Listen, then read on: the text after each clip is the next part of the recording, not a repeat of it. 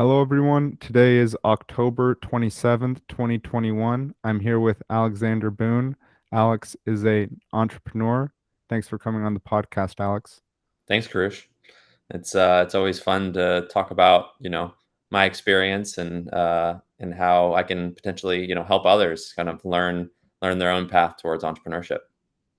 Yes, it's not a simple path, and you've had some pretty rich experiences, it seems, over the last 6 years. Yeah, I mean, it kind of evolved around my background. So just as a brief background, I studied bioengineering at UC San Diego. The reason why I studied bioengineering was my parents. I have a family that's been in the healthcare industry. My dad was a doctor. My mom was a nurse. My sister's a dietitian. So bioengineering was kind of the interesting opportunity to, create an experience where I could potentially create something that could impact more people than just as a single service provider. But as I think a lot of people discover through their undergraduate career, it's not as what it seems, initially. And it's all about how do you take that experience and evolve it into what's meaningful and matters to you.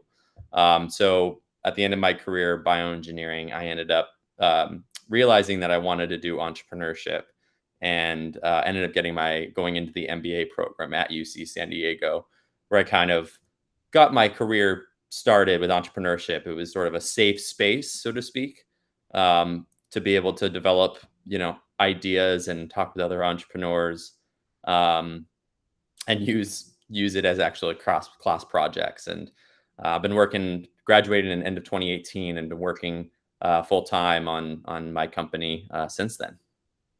Nice. How was being in the MBA program a safe space to start your entrepreneurship journey? Yeah, I think that when you start your company, right? It's usually around being able to do work.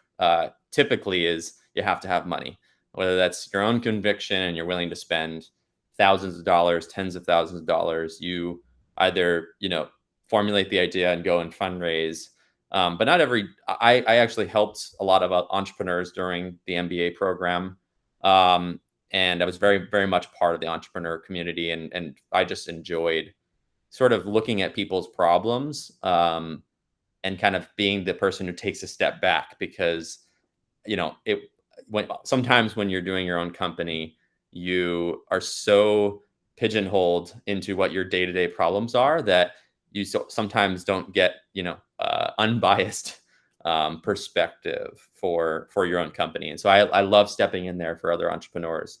So I think that is a really interesting reason why it's safe space, is because you have people who can support you without having to be very money driven, right? If you have a couple of $1,000, you're thinking, how do I spend $1,000 to prove or to de-risk something in my business that can help me go and raise the capital that I need?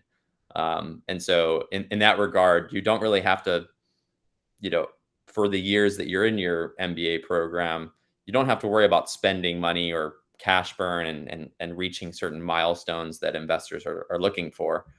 You're able to sort of craft what you really want the vision of the company to be, and to be quote unquote scrappy, in order to get there. So that's What why it's a great safe space. what do you mean by scrappy? Yeah. So I think a lot of people. So one of the frameworks that I taught a lot of entrepreneurs is um, de-risking the business for yourself.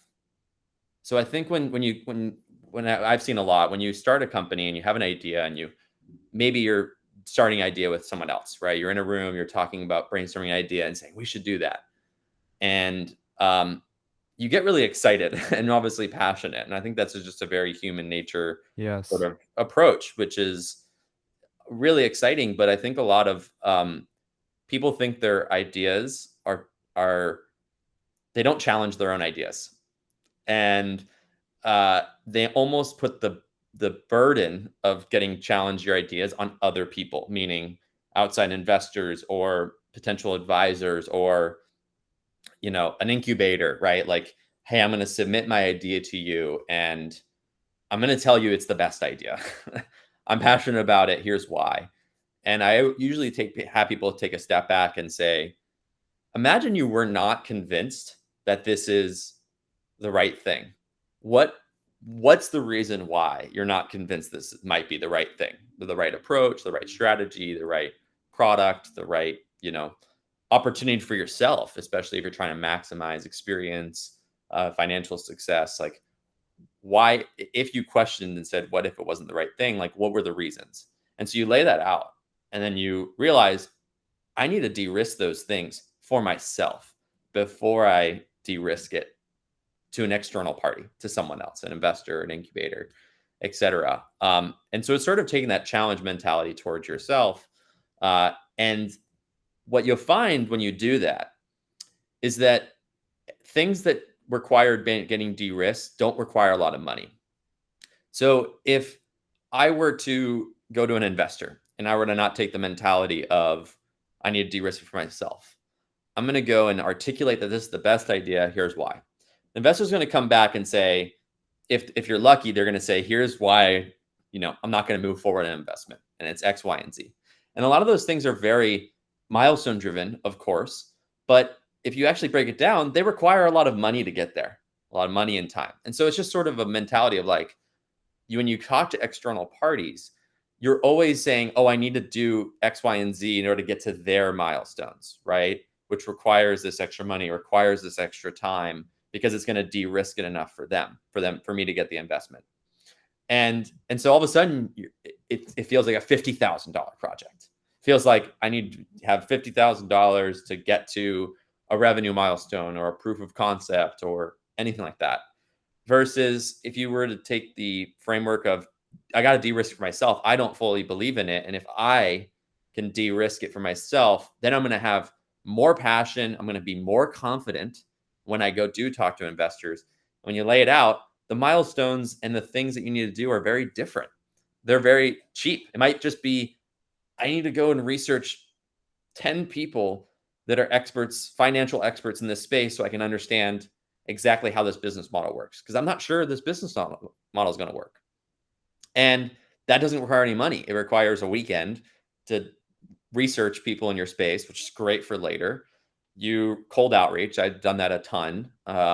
You'd be surprised with the results, as far as if you tailor it specifically to that person. Because it's not I got to get them as a lead. It's just, I just want to talk to you. So how do I maximize that? What's your Go ahead. cold outreach approach?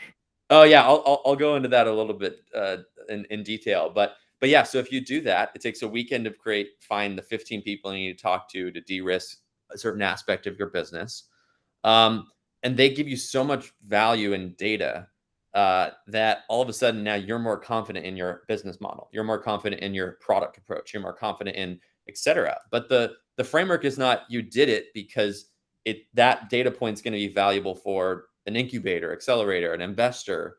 It's valuable to me, and that doesn't require a lot of money. So I think that I view Scrappy very differently. I think that the entrepreneur world has talked about Scrappy being like I scraped this, or I, went to restaurants and I did X, Y, and Z. And those, usually people talk about the scrappy things that work, not usually the scrappy things that don't work.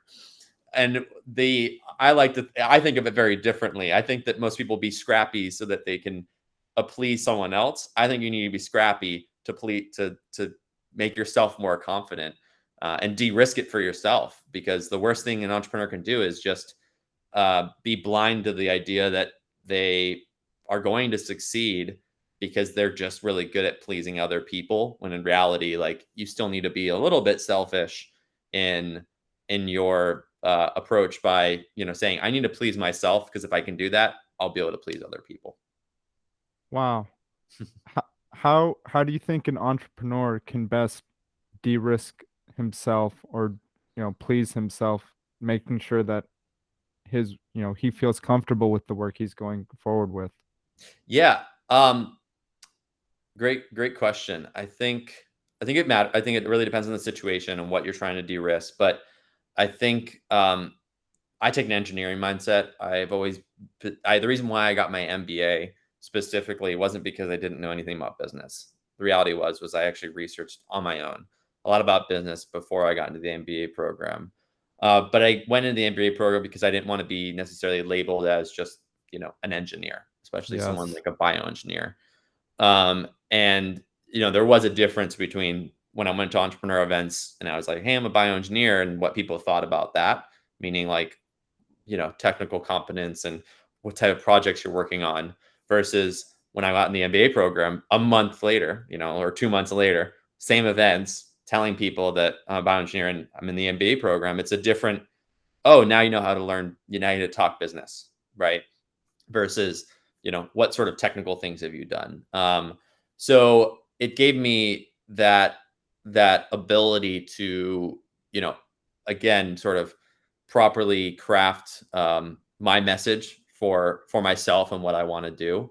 But I think that I didn't have enough data, and like I said, I'm an engineer, so I still have some level of engineering bias towards like get more data.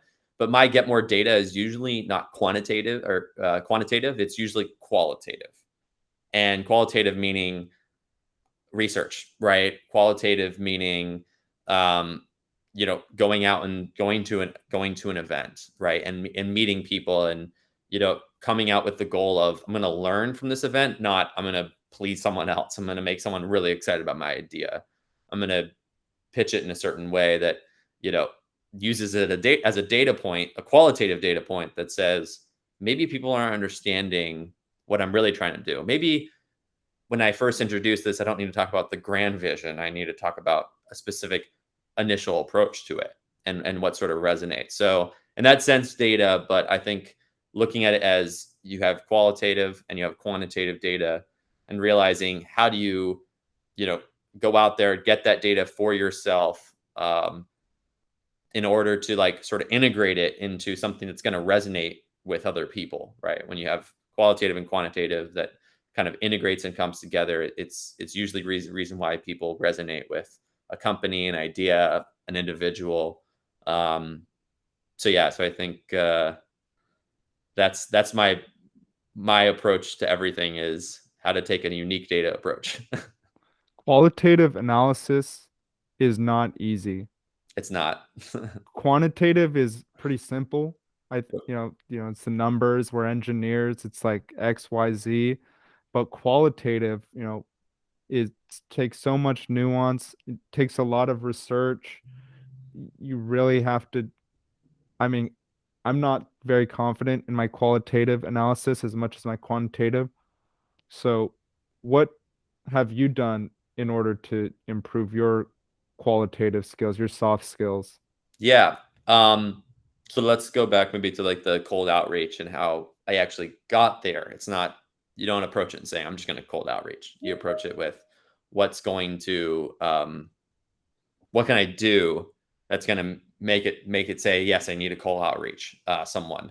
And so research. So most people don't, unless you are working in an industry for 20, 25 years, most people don't actually know the key players, the key personnel, um, the key strategies. And so you can do research on each of those. So let's talk about personnel, right? The first thing I realized when I started building my business, which is in the hydration, beverage consumption space, was that within the little sphere of my network, which was the MBA, which was UCSD, and maybe some of the greater San Diego, I never really met someone who was actually on the cutting edge of this space. And whether it's manufacturing, right? That was a big risk for me. Again, I could say it for other investors, but for me, I said, I don't have that manufacturing expertise.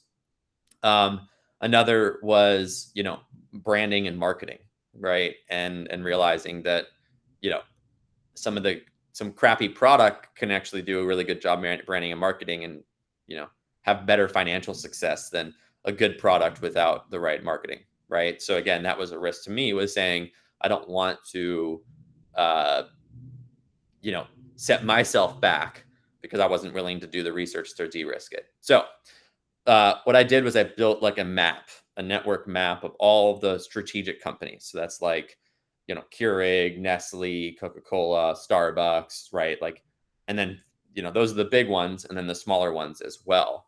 Uh, and when you start doing that research, you actually start to realize that you look at a transaction like Starbucks acquires X company or Coca-Cola acquires Y company.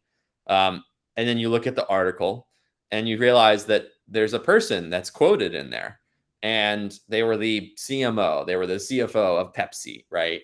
And you go to look that person up. You're like, that person should be a key personnel I should just know exists. Like, what is their background? Where are they at now? And when you look at it for a 2014 transaction, uh, you realize that person's no longer at Pepsi. They're a consultant now. They're at this new startup company, whatever. And you go, how do I get to this person? Right? Because if I can talk to them and get an insight, now that they're no longer at Pepsi, it's no longer oh, I'm talking to this large corporation. It's more, hey, I'm this young, scrappy entrepreneur, which I used a lot. Um, and uh, and so you realize, okay, do I have a secondary connection? Honestly, when I first started this, no. The answer is no. I didn't have a second connection on LinkedIn. Um, and then I made the list, and I actually just sat on it for like months. But now I felt much more educated about like who the key personnel was and who I might want to reach out to.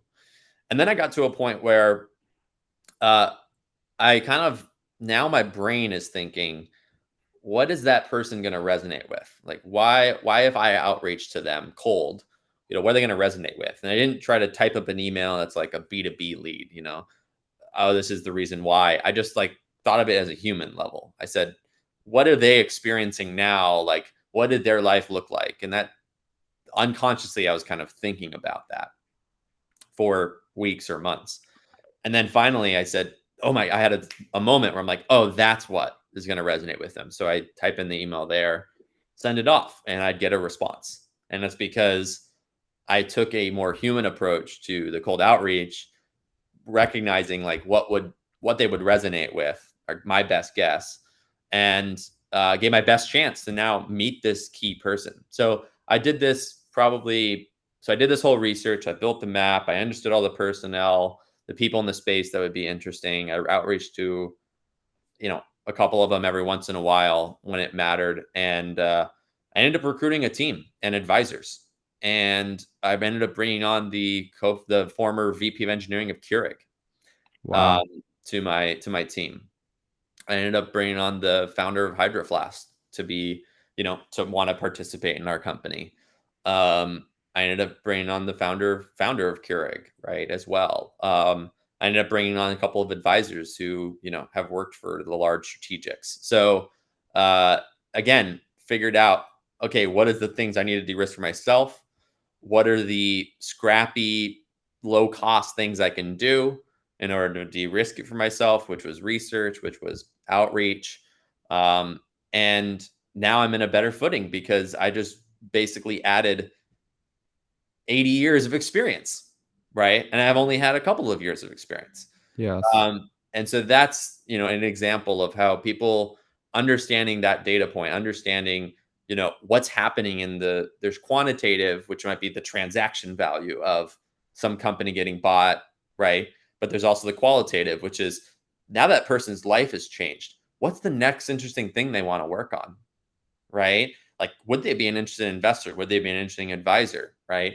And now I've got this great team of people around me, and I was fresh out of my MBA degree. That's very exciting.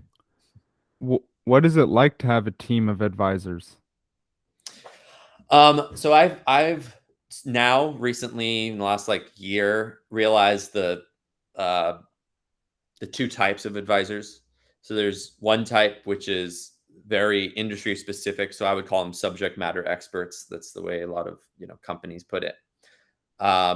So we've got an amazing advisors who's was part of an agency that had huge successes from a lot of the direct to consumer brands, and so I cold outreach to them and brought them on, got them excited about the opportunity. So that's great, and that's subject matter experts. And then there's the personal mentor advisors, and obviously in the last year and a half for COVID, there's reasons for shifting towards like more of the personal mentor advisor role because there's so much uncertainty that sometimes just talking to someone about it can be really valuable. Like it's almost like they just need to be a sounding board that kind of lets you hear yourself, so to speak, not your thoughts, but being able to actually speak about it, uh, and to be honest that like you are uncertain about certain things. So I value both of them sort of equally, especially in this COVID and post-COVID world.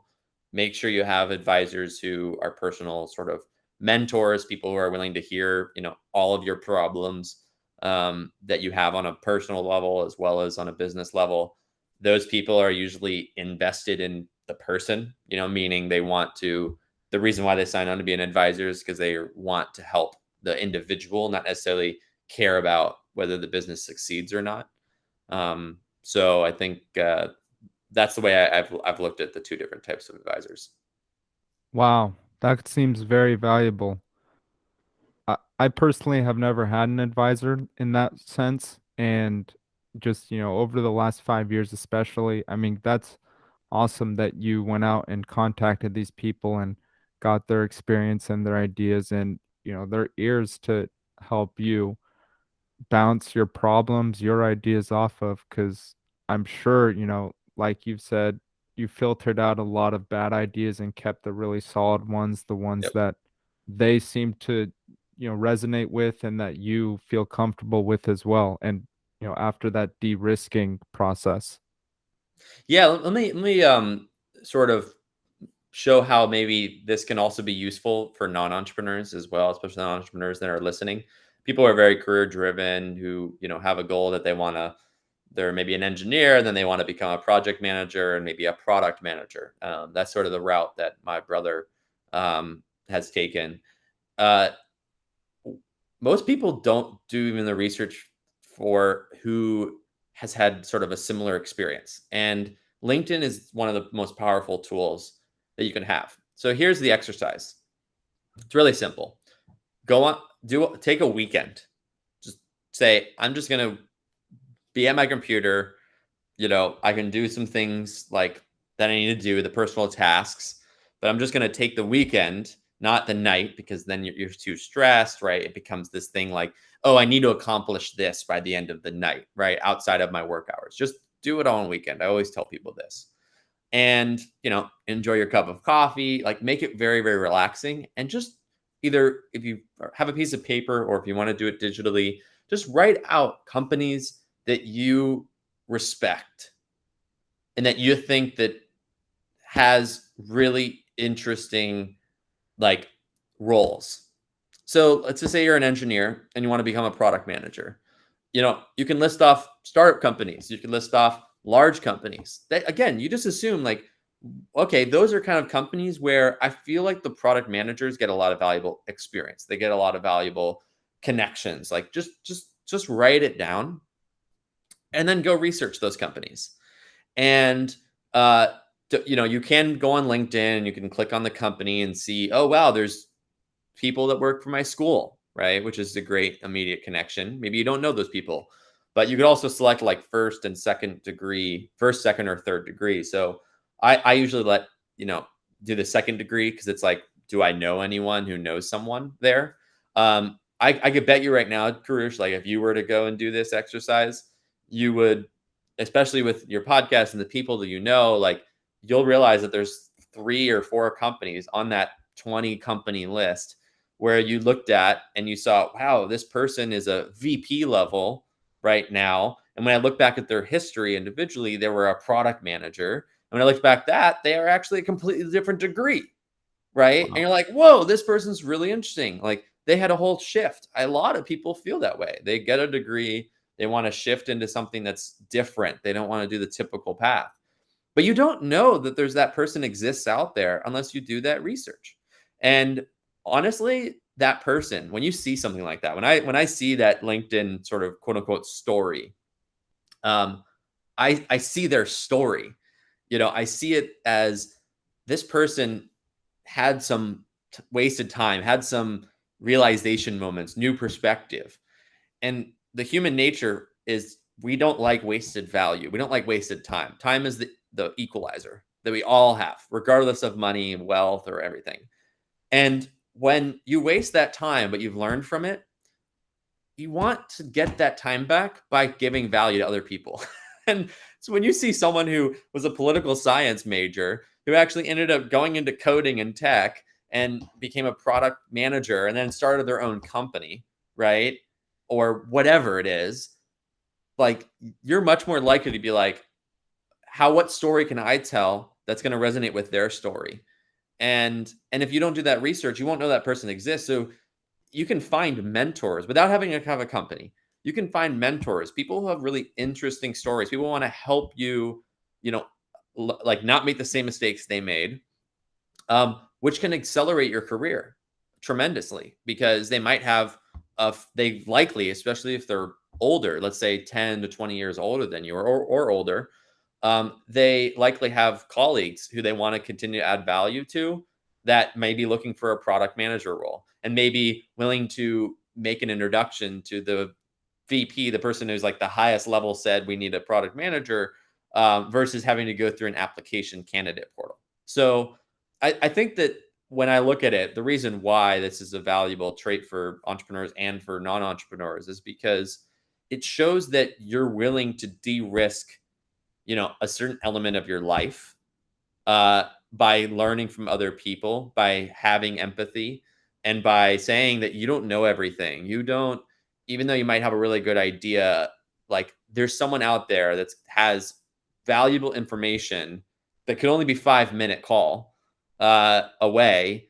And if you're not willing to put in that work, then you're not you're not really advancing your career as an entrepreneur or not. And so it's a very simple exercise. And that's why I say do it on a weekend, because let's just say you research and you find 50 people and you don't want to outreach to them, right? And maybe you're not at that point yet where you've crafted your own, like, my story, right? Like why I'm doing the things I'm doing, why I think the way I think. Um, and you still feel accomplished on that weekend because you didn't have some deadline that you need to outreach to 10 people. But it was so informative. You got kind of inspired on that weekend. And then maybe a month or 2 months later, you do reach out on a Monday and send a LinkedIn message or find their email or reach out to that mutual connection and say, hey, how connected are you? Do you know this person really well? Like it becomes this like non stress task because you're doing it extra for yourself versus a job, which quite frankly, when you work to 8 to 10 hours, like, I don't know, I get burnt out. I see a lot of people who get burnt out. I don't want to do something that's a task in my mind. So that's why I usually do the weekends where I can do non-tasks. Absolutely. It's like you want to, like you said, have your cup of coffee, keep it relaxed. You want to enjoy yourself through this process because it, you know, we I don't want to think of things as a task. I don't want to, be burdened by this work. I want this work to flow easily. I want to enjoy it. I want it to be a rich part of my life. And we can just, destroy ourselves by going, all night. And Yeah. sometimes it's necessary, but for something like this, especially for, someone who's not used to going out and reaching with people, I agree with you. Like, put that time in on the weekends. Like, you want to go out, you want to drink heavily, and then maybe be hungover on Saturday and Sunday, or you want to just be out with friends on the beach all day. Sometimes to be an entrepreneur, to be a project manager of an elite company for an elite project, you're going to have to put in those Saturday and Sunday some solid hours into that for yourself and for, your network, which those hours, go outwards, Yeah, expand outwards to the people that you connect with. definitely. Definitely. And I think that, it's, and this took me a long time to learn, by the way. Yes, me I've too. had many weekends where it's just like, I want to do things, but I set it up in my mind on a Friday that it's a task. And then I want to go out and then I have to mend my hangover Saturday morning, and then I need to do some personal tasks, and then going out again, and I'm like, okay, now it's 6 p.m. and oh shoot, I don't have enough time. Okay, I'm gonna push it on to Sunday, right? So what I do is I just give myself the gift of the Friday night going to bed early, waking up Saturday morning, feeling refreshed whenever. I don't set an alarm, right? Like most people probably don't.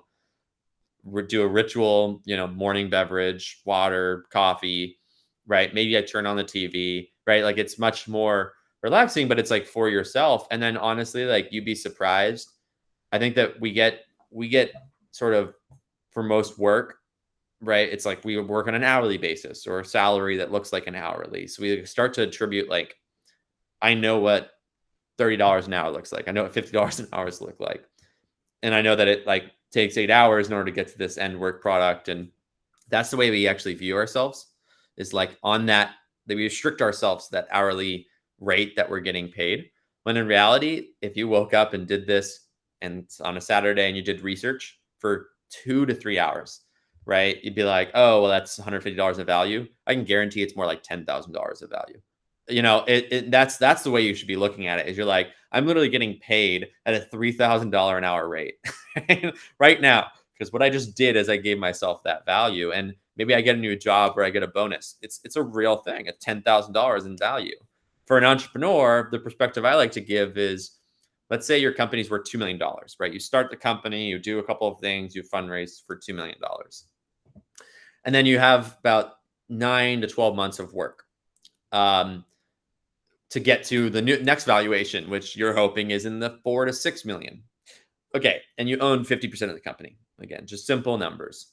So if it goes to 4 million, you just doubled in 12 months and you own 50%. So you just added $1 million in value yourself. So if you take the amount of hours that you work and you divide it by that 12 months, let's just do the math real quick. So 1 million, I should have had this on the top of my head, but divided by 56 weeks. 52. 52, thank you. 52. And then, so now we've got $19,000 a month. You just added $19,000. It's not tangible. It's not cash. A week, right? But a week. $19,000. Thank you. Yes. $19,000 a week. Thank you. Right. And it's like, and that's the crazy part, is a lot of these entrepreneurs don't realize it. Like, fuck, I've got to figure out how to add $19,000 of value. Now, it's not $9,000 of revenue. Maybe my industry, it's 1 to 10, meaning if I get $1, it's worth $10 to value. So maybe I go out and I try to, for $20,000 a week, I try to add $2,000 in revenue a week. And if I did that for 12 months, then it's like, of course, like you do that simple math and that investor will definitely give you that $4 million valuation. So again, it's like, I think that people get stuck up on like, well, maybe I'm making $3,000 in my company, or maybe I'm not even making any money because I only raise a small amount that I use to do this. But if you look at the grand picture, like you just put yourself in a situation where you're adding non-linear value to yourself, whether it's a career move where you spend 3 hours on a weekend, like research people to outreach. And then, all of a sudden, boom, you just met someone who eventually 2 years later gave you a job at a product manager role, like shoeholed you in, you made $20,000 in bonus, right? Like whether it's that angle or it's, I've just added significant value to my company. And more importantly, I've de-risked it for myself because, I want that $4 million in real value. I want it to be like eventually gets sold for 20 or eventually gets sold for 5, right? I think early exits could be a great move for most people. But, it's like they don't think it in terms of like, wow, what can I be doing for myself to feel good about the fact that I have to be adding $20,000 of value a week, right? And I think that's why this framework is like it's so valuable to yourself because now you want to spend that Saturday researching, right? Yes. Yeah.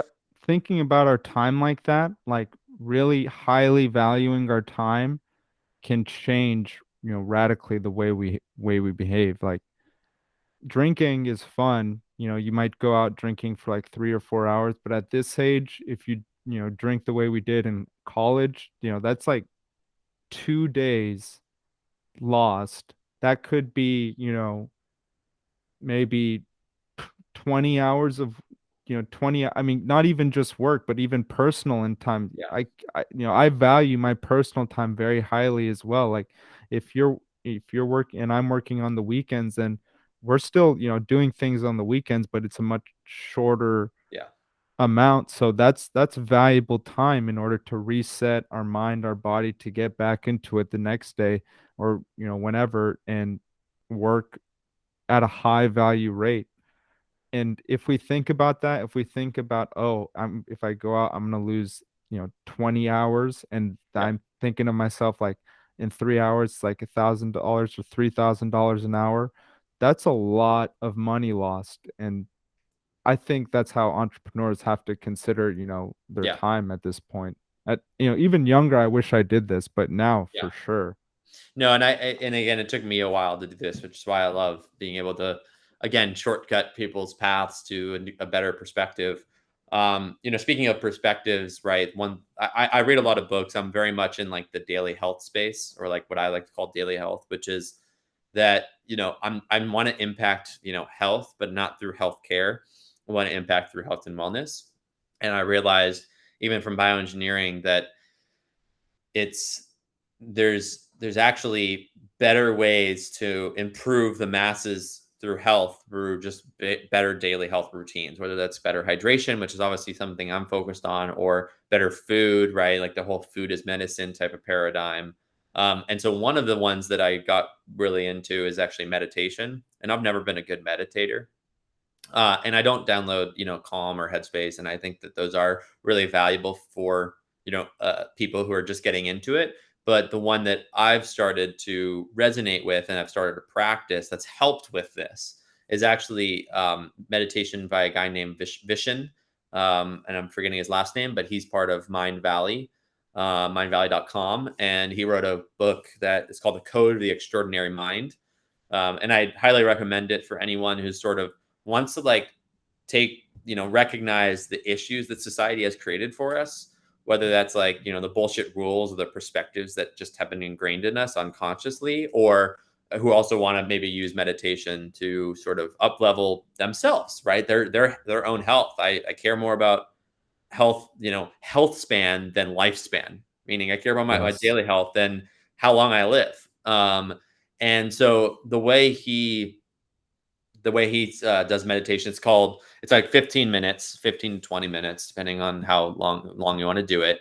But it's modern meditation, meaning if you meditate as a monk, it's very, very different, right? It's rooted in different ancient traditions. There's a whole, you're trying to create transcendence, right, etc. And that's really powerful stuff. But in reality, we can use meditation for just better day-to-day living. And so he calls it the 6-phase meditation. And I'll quickly go through it. And I think I don't want to butcher it, but it's start with compassion, to whether there's something you feel good about other people, which is kind of the past, and how you accept, make that energy go to, the world or the universe, right? Like, and then it goes to gratitude, which, people who do daily gratitude is great for journaling. And then it goes to forgiveness, and forgiveness is an interesting one because it's one of the most like powerful things you can do. And forgiveness is not, I forgive.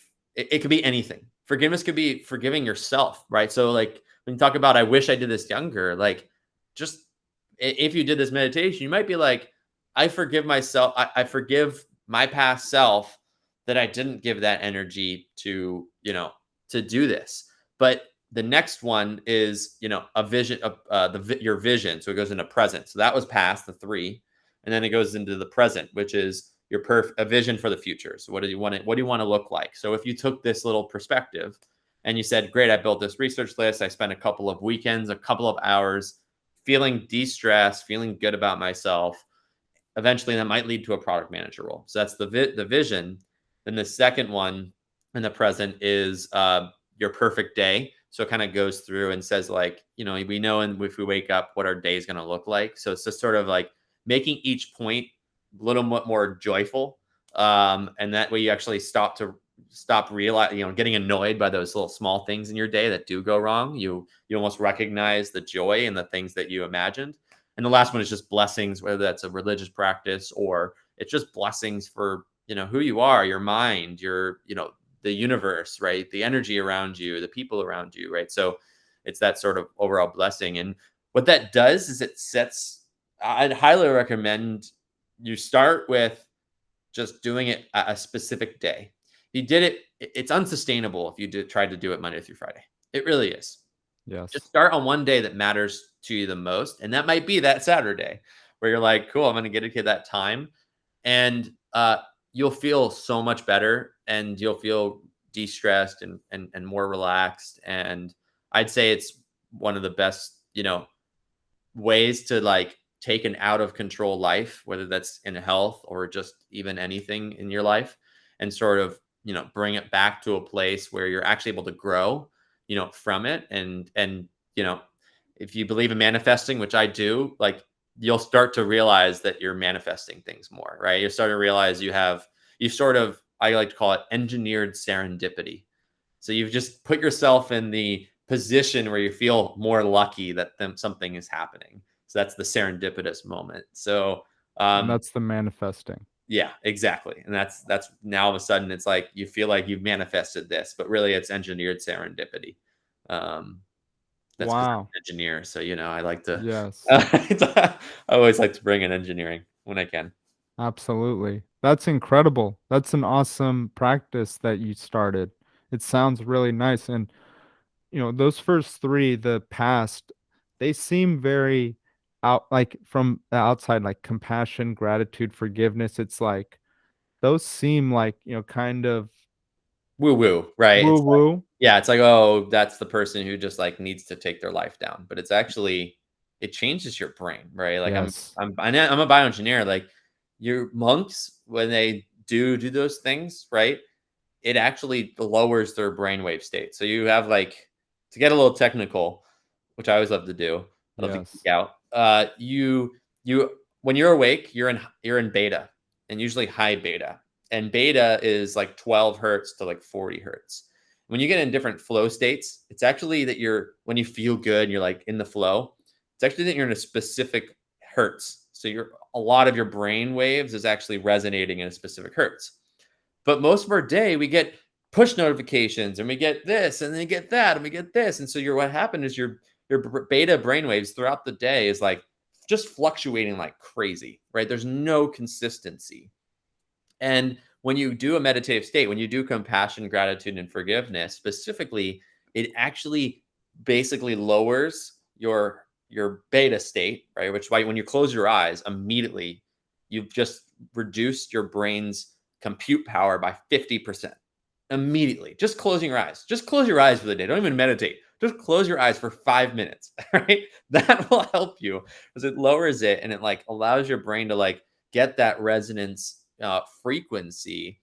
And when you do compassion, gratitude, and forgiveness, it's actually kind of a hack for triggering certain emotional paths in your brain to sort of get that resonance frequency so that when you do the present things, which are going to be the way that your brain is now going when you're awake, when you're going about your day, it now has some consistency to it. You've kind of built a resonance pattern to do those things, appreciate those things, get less stressed. And so I like to sort of merge this idea of like, transcendence sort of practices or, what Eastern medicine, which a lot of it is now being proven to have huge efficacy, meaning it's actually proven to, in double blind clinical studies to be more powerful than an antidepressant drug, right? Like, and we're starting to realize that more and more and more. So I think it's like maximizing, both sides of it, so that you can leverage it yourself. Because, at some point I can't work any more hours. I can't, Yes. get burnt out consistently. And I actually used to, in college, I used to actually get to a point where I'd constantly burn out, but it was almost like predictable burnout. It was like every 3 weeks. And what I would do is um, I'd actually like take a weekend and I just like watch Netflix like all weekend. And I just feel shitty afterwards. And then that shittiness made me motivated to do it again. But then it just created that next burnout. Right now, I burn out maybe once every 6 months, to be quite honest. And it's because I've introduced, these sort of perspectives and processes that allow me to be, again, you can say more grateful, more gratitude, more forgiveness, but It actually is just my brain's working better and faster. Like I don't get triggered by these other emotions. I don't have to necessarily write what I'm grateful for in a daily journal. But when you hear someone who says these sort of practices, I'd say take a step back and realize, what are they doing that's sort of that I might be able to do in a unique way, right? Like I want to have this goal of my brain functioning better, better flow states when I'm actually working so I can get more done, less stressed, right?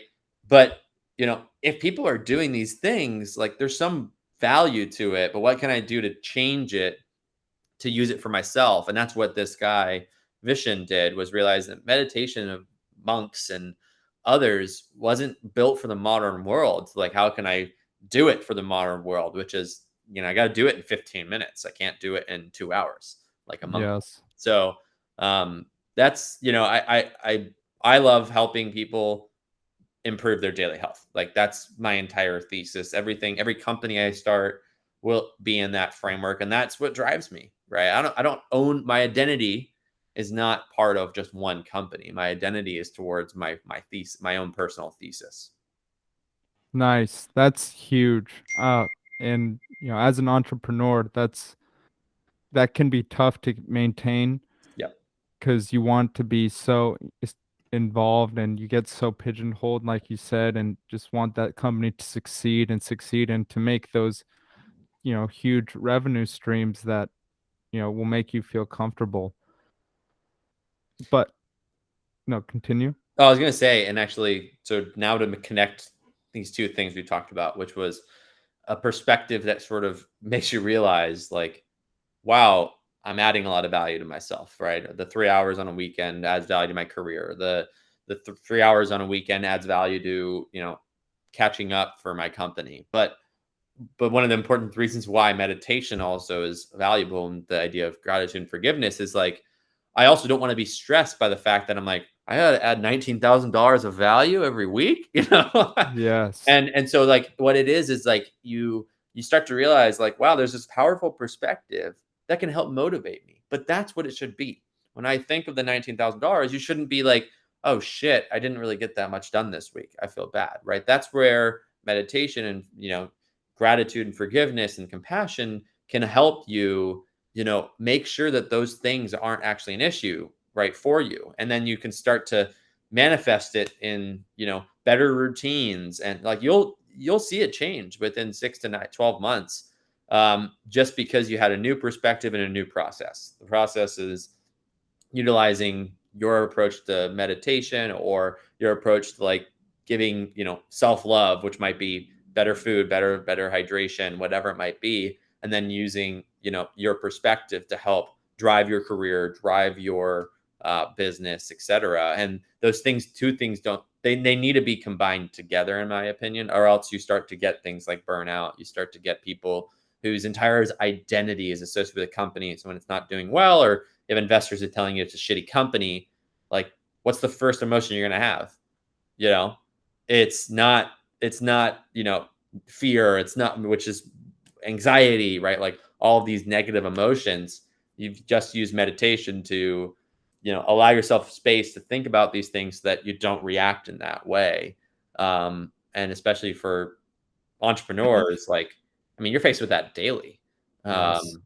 So I think that that's it's sort of, I always try to approach entrepreneurship very differently. I think that when you start to do like game plans and business, business model canvas and all these things that a lot of these entrepreneurs will teach you, a lot of them actually end up getting outdated, to be quite honest, especially in a fast moving world. It's like the business model canvas, that was the biggest thing when I was in, undergraduate and business school. And now people like, investors, etc., like don't really even pay attention to it. Like, yes, it helps show people that like you're thinking about the business holistically, completely. But, in reality, like you need a new perspective to help you operate, because you're just trying to fit someone else's, de-risking model, which is the 12 things on a canvas to show someone. And like, to be honest, like that never de-risked it for me. It almost made me more ego driven. It made me realize, oh my God, I know everything about the business. Like, look at, I completed this thing, right? Business model canvas. And that was not a really great place to operate from. And so I think the most important thing is understanding, the goals that you have. Most people don't write down their goals. I don't like also like the 10-year, the life coaching goals, because I think even if you do it in the smart, way, the smart abbreviation for it, I still don't think it does a good job, because at the end of the day, like, you're operating on a daily basis. You need this, whether it's meditation to help, certain parts of it, whether it's a new perspective on, the way you like to work. I think that helps to manifest those goals versus being goal oriented and having to do's and then being stressed when things take longer, right? Like, that's not a really great place, in my opinion, to be operating out of. No, So it's not a great place to be operating out of. And that, we can get caught up in that. Meditation, even like you said, 15 to 20 minutes for the average person, because we can't do 2 hours. yep, Excuse me. But even 15 to 20 minutes is tough if you're not used to it. And it can seem like, all right, you wake up and you're going to start meditate. You're just going to sit down yeah, and do nothing for 15 to 20 minutes. yeah, And that's tough to sometimes. You're just like, I have so many things to do right now. I can't do that. But like you said, with things like burnout, you used to experience it once every 3 weeks, and now it's once every 6 months. That's a huge time savings. And that, if you attribute that to 15, 20 minutes of meditation, I mean, those minutes came back in value. I can't yeah, even imagine yeah. how much more and what Yeah, a the return rate on more. investment is huge. And again, so, I'm sort of talking about the end place people can be at. The end place I'm at, the way I got there, the perspectives I have. But I also like to say, like, how, like, I actually, something I didn't mention before was I'm becoming a certified health coach. And I know more about health than probably the average health professional, to be quite honest. Wouldn't Meaning, be like, surprised. it's because it's like I'm unbiased. I don't need to be going into practice every day and doing the same thing that I was taught, right, in a healthcare sphere. So it allows me to kind of take an objective approach to it and say, like, build my own frameworks around it. And but so with health coaching, like with this certificate, I think it's um, a valuable, school or institute for people to do. But for me, I didn't really learn a lot of technical things because I learned that on my own. But the one thing I did learn that's it's been very valuable, and I'm actually implementing it in any business I do, or even just any interaction, is don't immediately recommend things. And that's hard for a lot of people to, like, not give their opinion, especially if right? Oh, been there. I've been there with some person. I'm going to give my opinion about it. Most people don't have enough people to talk to just, like, listen, to almost let them show their baseline, right? Their baseline of emotions, right? Their baseline of where they are in their health. And so when you don't recommend immediately and you don't take that mindset, you help build that baseline for someone, and then you can sort of be really um, intelligent about the way your opinions. Now you're more informed. You can, be like, okay, now that story that I tell a friend for something that they're going through that's hard, that I had, like, oh, I feel like right when they say it, I feel like it's relevant. But you're just sort of building that baseline. Now you can adjust that approximately, because, like, that's not going to really help them. Same thing with health coaching, right? Now that I understand that, this person does struggle with just, like, this constant influx, this constant stress, fear, anxiety, etc. And you're like, in your head, you're like, meditation, right? Like, in the health coach mind, you're like, I You know it's going to be so valuable to them. But want to when you, scream it. yeah, you're like, you're literally like, please just do meditation. But when you get their baseline, you realize that, like, that's going to be really hard for someone to implement. And so what do? You recommend this, which is anytime, you have something that's stressful, anytime you're feeling like, you're a little anxious, whatever, just close your eyes for 2 minutes. Don't count. Just close your eyes. And after that 2 minutes, you feel refreshed. And you almost feel like, again, when you look at like the Eastern side of things, right, you can talk about like what that, why what that does. It helps your chi, right? It helps the energy flow, etc. But when you look at even on a scientific side, on a Western medicine side, brain waves are literally changing. You're having like, 6 different brain waves that are going different parts of your brain. You close your eyes, right? Because a lot of our brain waves is dictated by our sight. It's like 50% of our brain, right? Or more, but I like to just say it's 50%. And when you shut your eyes off, right, a lot of those triggers are not triggering certain like chaos frequencies. It's just now your body can like take a deep breath, right? Like even though even if you don't focus on it, when you close your eyes, you can literally see people's respiration change. You can literally see their heart rate change, their heart rate variability. You can have the most advanced sensors and just put them on people and just let people close their eyes for someone who's in that chaotic state, and you will literally see physiological changes, right? So that's the Western side of it. And that's a really great place to start because they start to realize like what giving themselves a little bit of time can do. And then you can start to say like, okay, now you're ready for like 2-minute meditation, right? Just listen to this music. Don't listen to a guided meditation, right? So you start to, again, I can recommend a path forward for someone, but when you're actually, looking at them and their baseline and where they're at, and you took that time to listen, now your process to help them is going to be more successful. And that's sort of what you also see from like the best advisors. So when I go back to like the career advisors, the entrepreneur advisors, right? The ones that are like very pushy and are like, you need to do this, you need to do that, right? They don't take time to like listen to you. Immediately you inside start to get defensive. Oh, they need to tell you, oh, you need to do retail. Oh, you need to do this. Oh, you need to do that. Oh, you're not doing that, right? Like it becomes this like too much. But the best advisors are the ones that, you know, want to listen first, and then they can like craft their experience. And then when they see that value, they want to come back. They want to continue being an advisor.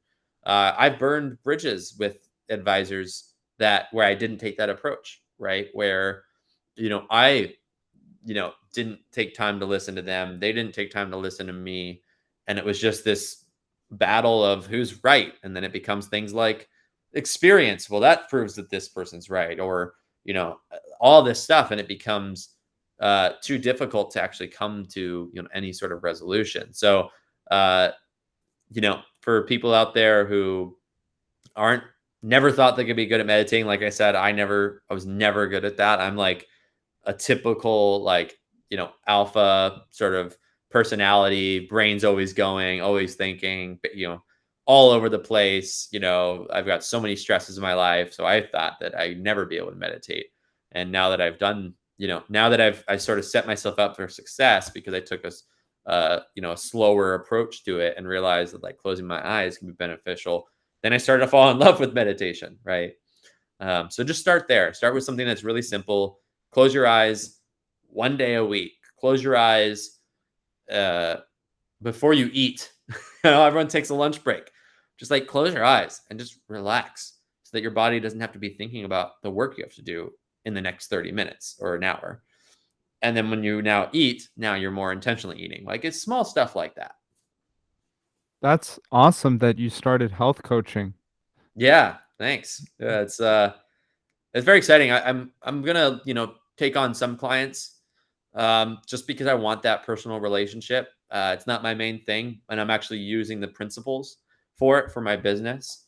So one of our things we're doing for our business is sort of beverage fluid tracking and consumption. And what we realize is like we can't every like smart health tracker out there, your Fitbit or a Ring, which is a sleep ring, like they give it to you and they basically like tap into people's immediate gratification. They're like, go to sleep. You go to sleep. You wake up the next morning. You have a score of 72 on Aura.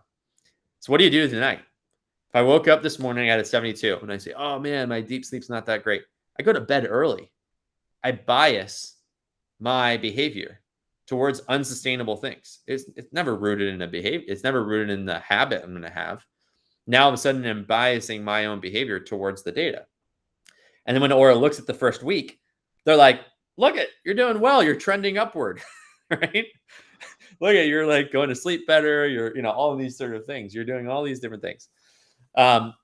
In reality, now you can't even recommend like small, quick wins for people because you don't have a good baseline. And then 2 weeks later, they go back to their old habits. They go to bed late. They, have,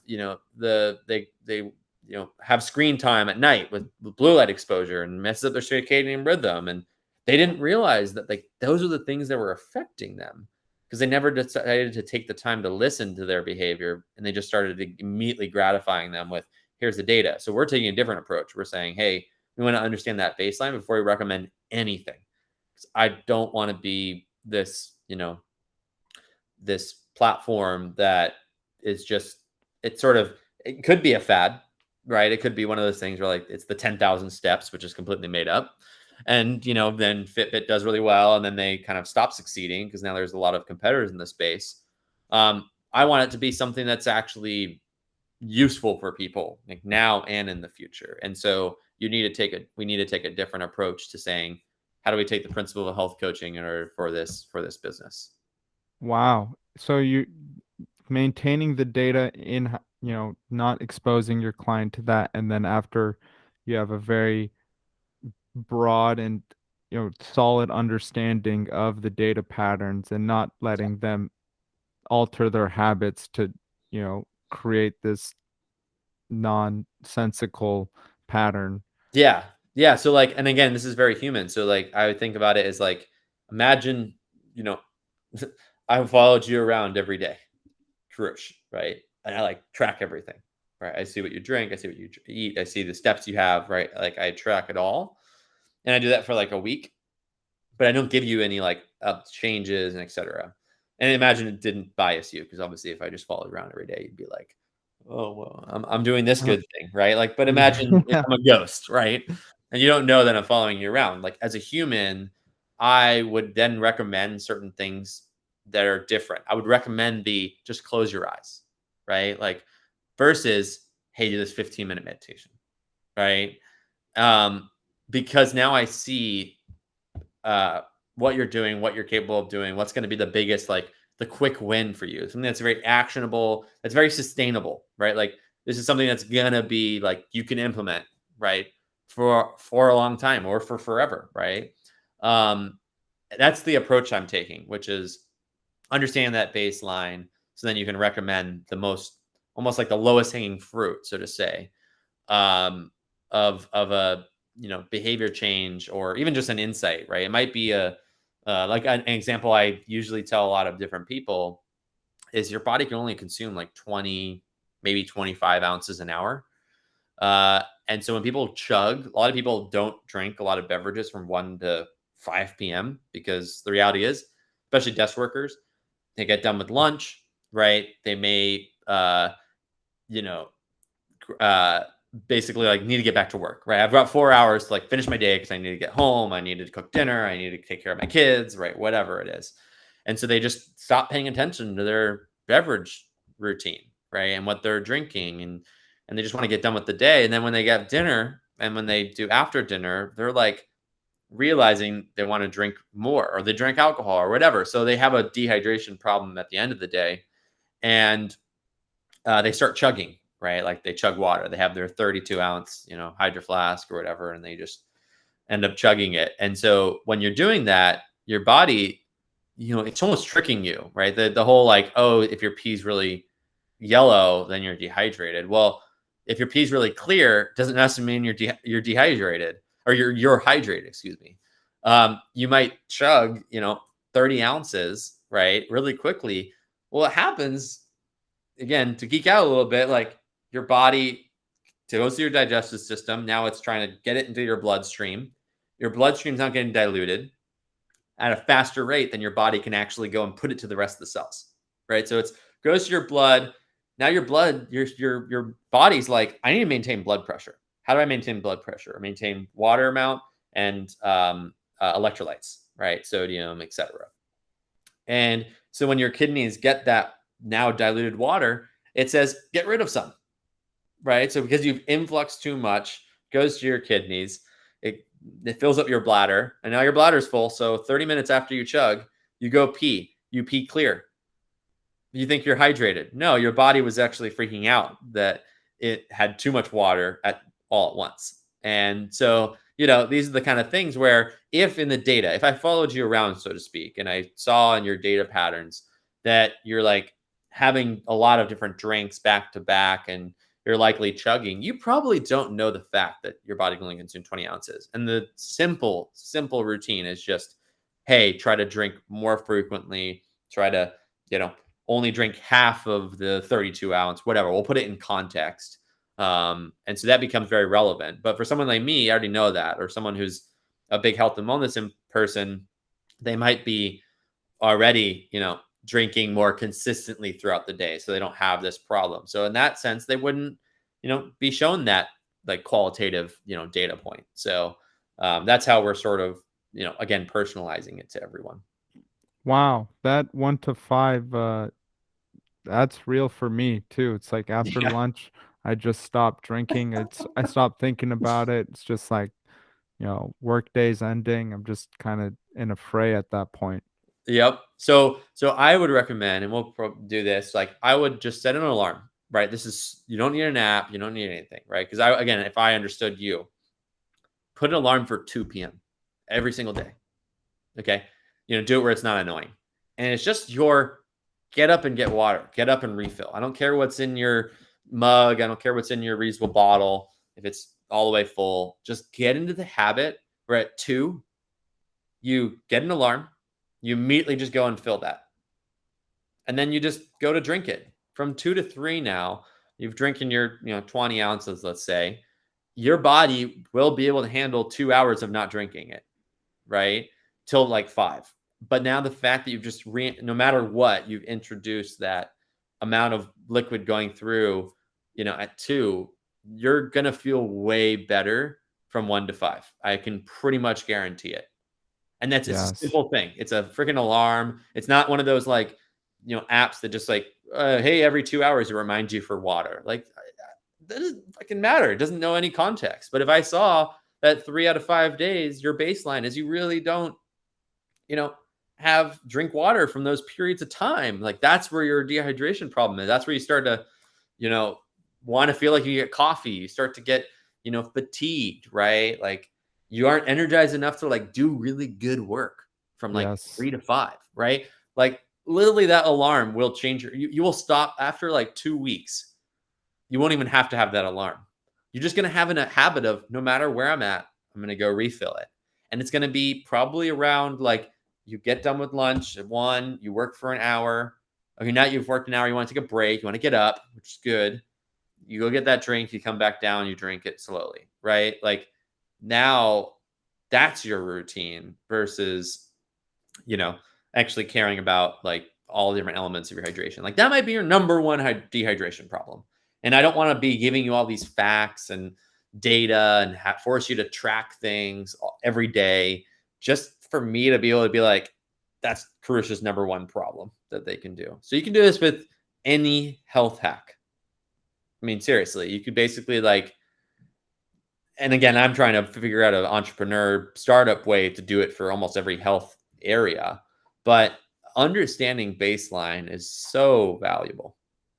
Very valuable because someone, a client's potential for one could be completely out of touch with with another client's potential for their eating habits, their exercise habits. I mean, that's obvious, but like, you know, to change someone's eating habits, that takes time. Yeah.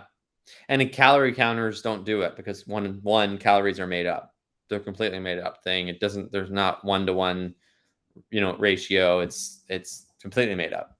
What Um do what it's is just your it's views just on tools. calories? So I don't use calories. I'm more nutrient focused, right? Like that, one thing that people can do is reduce their processed oils, which are omega 6s, which are inflammatory, which our bodies accumulate. The membranes in our cells are made up of omega 6s. And omega-6s, just like omega-3s, are polyunsaturated. Again, it took me actually, even though I learned chemistry, I learned it in bioengineering, like, oh, the difference between there, like, all you have to think about is like polyunsaturated is like can easily be like oxidized, which basically means like rust. Think of rust as an oxidation process, which isn't good, right? And so omega-6s are very fragile, same like fish oils. So you want to get the right fish oil if you do omega-3. So those are the kind of the main ones. But yeah, so when you have oxidized omega-6s, which are like the corn oil, the soy oil, all the seed oils, the vegetable oils and seed oils, which a lot of our food is made out of, right? When you eat a huge diet of that, it's now incorporating into your cells.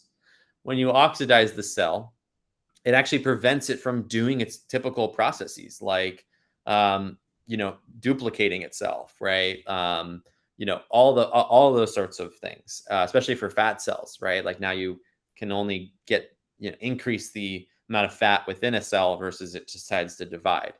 And so, like, again, all of this, but instead of saying like, hey, go to this diet, go to that diet, like if you just looked at what people consumed and you saw that, like, wow, this person has a huge seed oil, vegetable oil, because they eat out at these kind of restaurants. They, cook with it. They, whatever it is.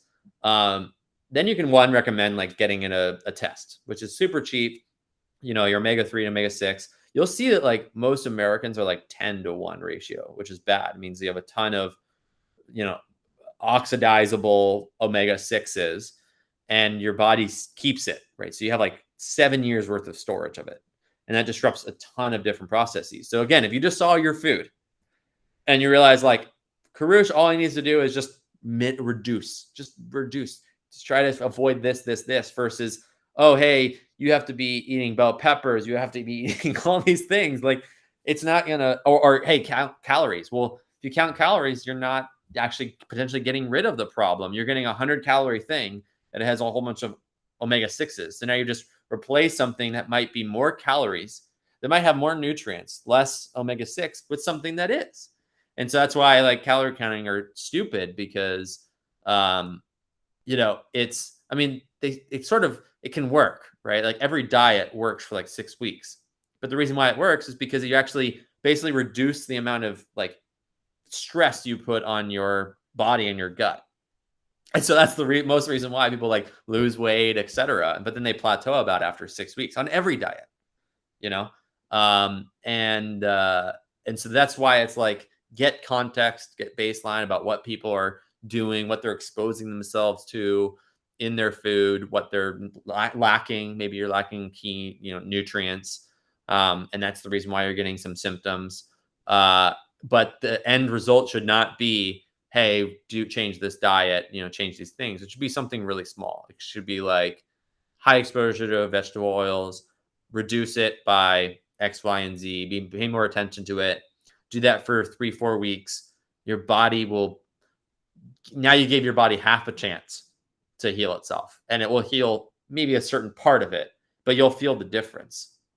And maybe then that motivates you to do a whole diet change, right? Maybe Mediterranean diet is the diet that you're like, okay, cool, I'm going to gravitate towards that, or a keto diet, or etc. But the reality is like the reason why most people don't succeed is because all of these solutions, all these startups, or, whether it's digital or it's like a meal kit or any of those sort of things, they kind of say like, we're the end all be all, like we're really good, and here's why. And again, those type of entrepreneurs, they didn't de-risk it for themselves. They didn't actually say like, what are certain things that I can do to de-risk it? It might have been read these 3 books.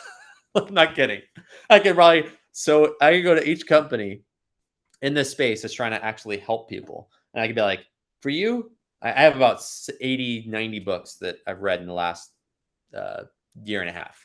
Nice. So I could point people to, which books they should read if I just knew what they were lacking. Again, I understand their baseline, and I kid you not, then they would go and learn that, de-risk it, and like their business would change, their own life would change.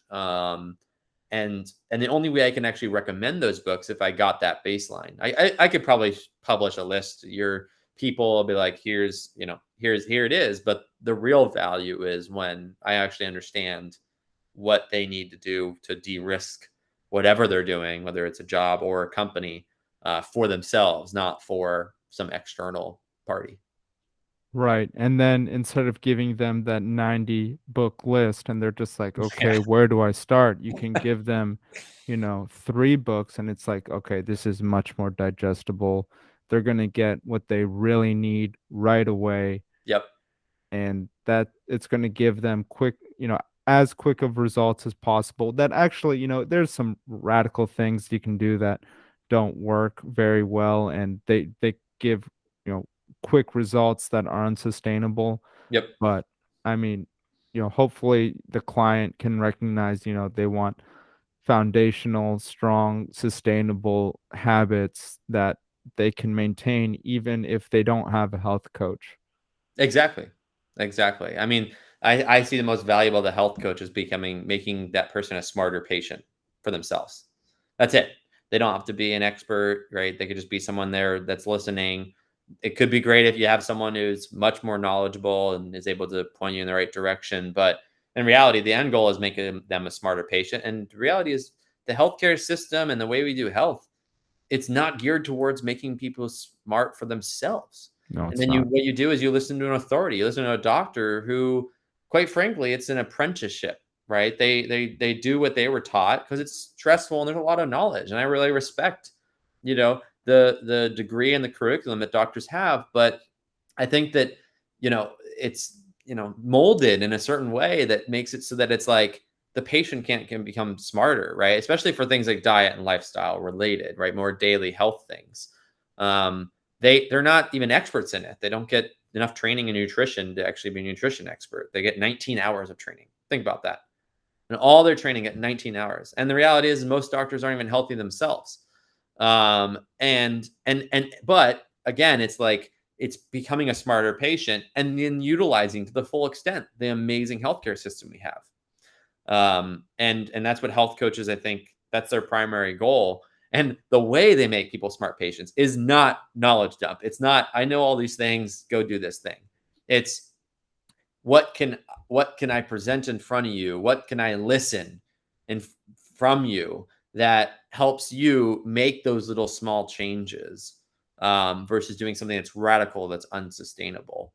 And I think that's what excited me and the reason why I went into health coaching. And for any of you who are listening that are interested in health, I'm happy to chat, to kind of give you any perspective on the industry, any perspective on, even just if they're trying to help, certain part of their health, right? Like better sleep, better activity, better recovery, better productivity, whatever it might be. Happy to, you know, to help in any way. But I think the way I root it is always find the quick win. Find the quick win for people. Find something that's actionable, that's sustainable, and that allows that little thing to be like a catalyst. That's a powerful word for me for two reasons. One, enzymes, bioengineering, catalyst.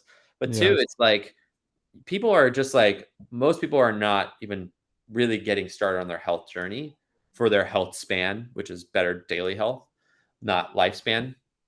Um, and so you need something in their life. Like it's not going to be go to listen to this podcast. You hear about all these complex things. You want to integrate it. You go get red light therapy because, oh, yeah, I feel like that's great. And they talk about it in such a powerful way. Like, okay, that didn't really help you, like motivate you to start the rest of your journey. And so that's where like meditation might be the way you start it, but the way you start it is not through meditating in the beginning necessarily. It might be closing your eyes. So it's always finding that path, the lowest, hanging fruit that kind of gets you there to become a catalyst for the rest of your health and wellness. And I think it's a valuable thing for entrepreneurs, which is why I love helping entrepreneurs and also coaching them through their own health and how they're leading to crazy burnout because they're trying to change the world. They're trying to make an impact, but they're oftentimes the most um, detrimental to themselves. Yes, Right? that's true. And, not much can phase entrepreneurs except themselves. Yeah. Like, again, let me give you an example that you might have actually done for yourself. So you're doing this podcast. Uh, your end goal is to, right, is to like have people talk about interesting things that matter to them, that are passionate to them, and help people potentially learn.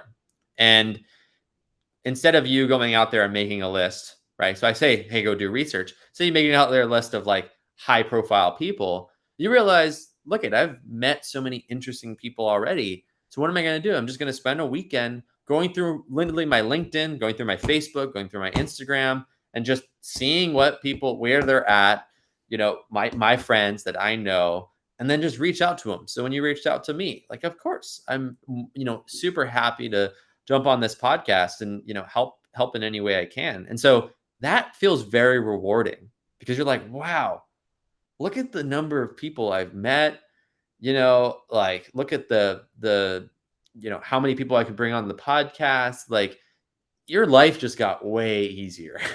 Yeah, it And you does. finally started to realize your vision of, I want to start a podcast, right? So Yes. you break it down into, I hate the like little small steps rule and SMART goals and things like that. Like, just recognize that there's a smaller perspective, not a smaller step, because a step means like a task.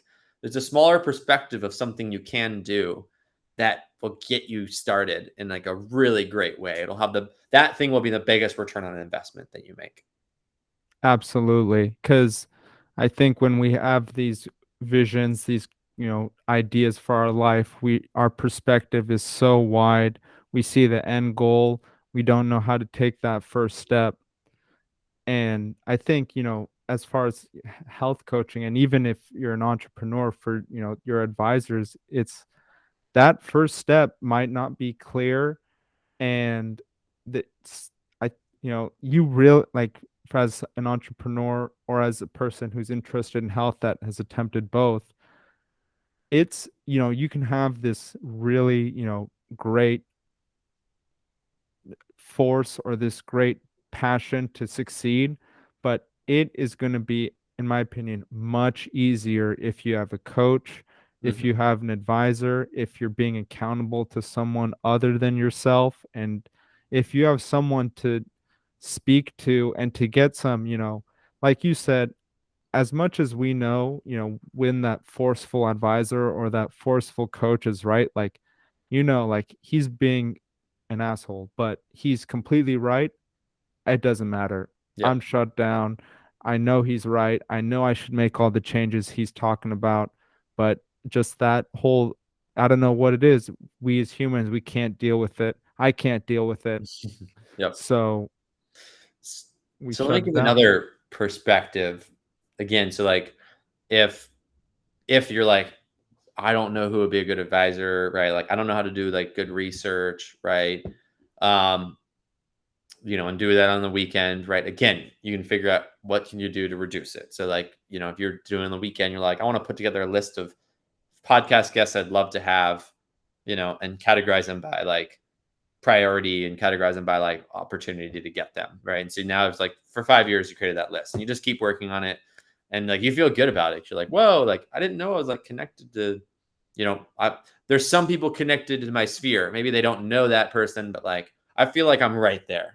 Um, Again, even if you didn't do that, then you can reduce it to the, what friends, do I know, who have they interacted? I can reach out to them and say, hey, I'm at this podcast. Like, here are the different types of profile of guests I'm looking for. Do you know anyone that would be really great? Like, they likely do.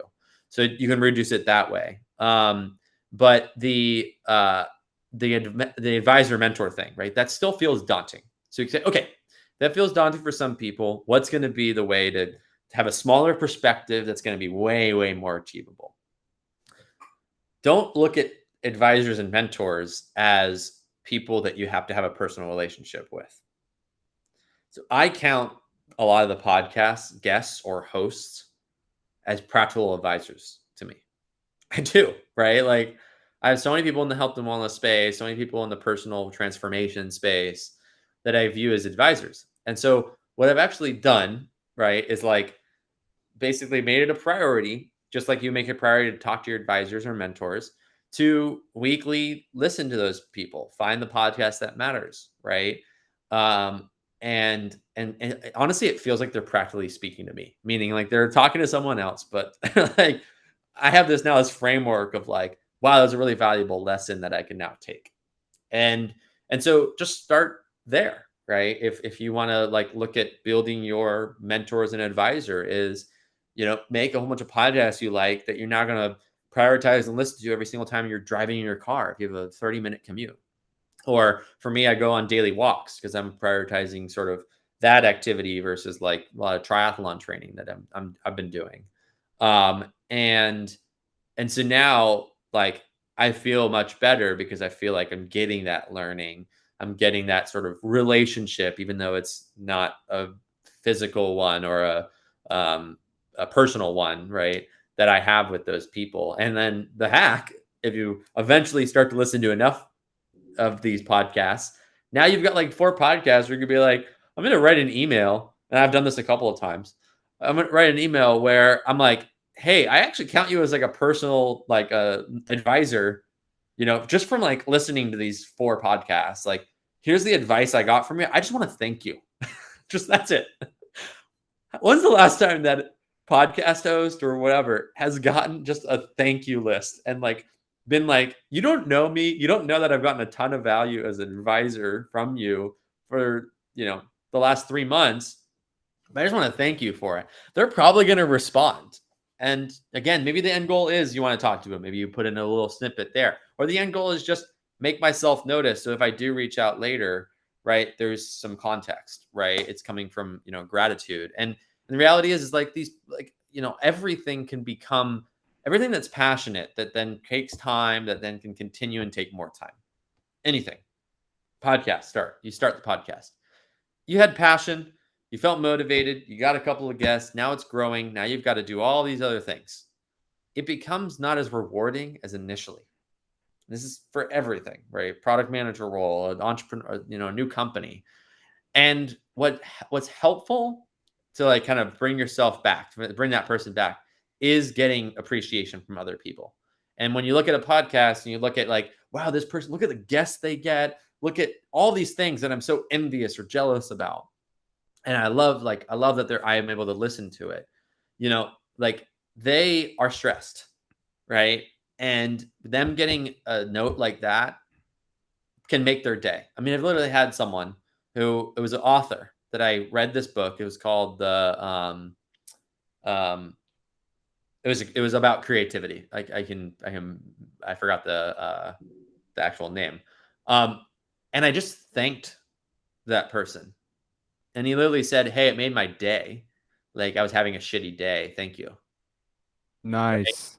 Like, and that's like a human experience, right? Like not every day like is going to be great, and not every month you're getting a level of appreciation that's a surprise, right? You might get like people who are, in their day to day, like, wow, this is awesome, etc. But like when it's a complete surprise, like you feel a lot better for it. So again, bring it down to a smaller perspective, not a smaller step. When you make it a step, it's a task, it's a stress. But now it's like the question is like, would I kind of enjoy making a list of podcasts and starting listening to someone? Like I find guests that I see as advisors, and then I go and I research all the other podcasts they're on. I go and research the blog pieces they've written, whatever, right? Like I get really motivated that like this person is an advisor to me without them knowing it. And then eventually it could turn into something where it's like, now when I get a mutual contact or I cold outreach, like there's value there because I did it with the intent of, it's coming from intent of like empathy. So, Well, that that makes sense, and I think that's a great place to wrap it up. Alex, awesome. This has been great, Krish. yes, it has been great. I've enjoyed it a lot. Do you have any last words for our guests? Yeah, feel free to reach out to me if any of the things I talked about resonated with you, whether you're looking for, simple health advice or entrepreneur or, career, to maybe get more information. I'm just gonna put my personal email. It's alexboone29@gmail.com. Thanks for coming on the podcast, Alex. Awesome. Thanks, Krish.